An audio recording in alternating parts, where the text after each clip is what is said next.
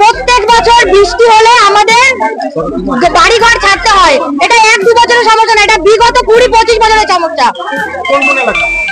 আমাদের পাড়া যে বিলের মাঠ, কামারপাড়া 9 বিঘা, এই যে রামনগর পঞ্চায়েত। অভিযোগ জানিয়েছিলেন? আমরা গেল বছরে অভিযোগ জানানো হয়েছে।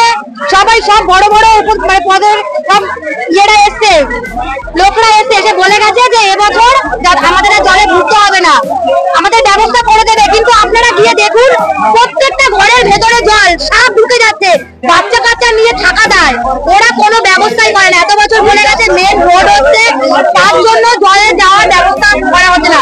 মেন রোড হয়ে গেলে ব্যবস্থা করবে। আগের বছর এই নিয়ে অনেক ঝামেলা হয়েছে, বলেছে 6 মাসের মধ্যে ব্যবস্থা করে দেবে। 6 মাস না যেতে যেতেই আবার আমাদের এই জলে ভুগতে হচ্ছে।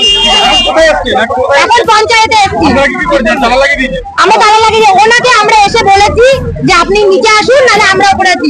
উনি বলেছে আমাদেরকে যে কোনো একজনকে যেতে। এটা আমার একার সমস্যা না, এটা পাড়া শুধু সবার সমস্যা, একা আমার পাড়ার সমস্যা না, 3-4টে পাড়ার সমস্যা।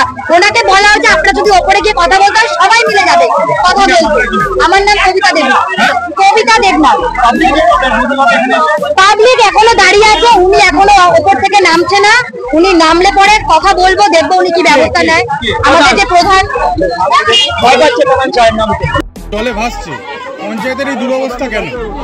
পঞ্চায়েত যথেষ্ট কাজ করেছে। এর আগের বছরে লাগানো হয়েছে, পাম্প লাগানো হয়েছে, কিন্তু এটা দীর্ঘদিনের সমস্যা। এটা বর্ষার সময় এই সমস্যাটা হয়। পঞ্চায়েত যতটুকু পারা ঠিক করছে, যথেষ্ট করছে। আচ্ছা, টেকনিক্যালি ভাবে কি উপায় আছে?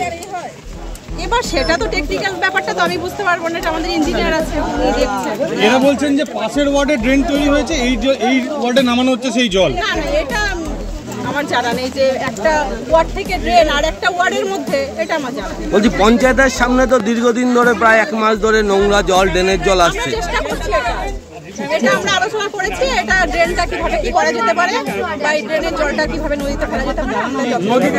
এটা যাবে না, এই জলটা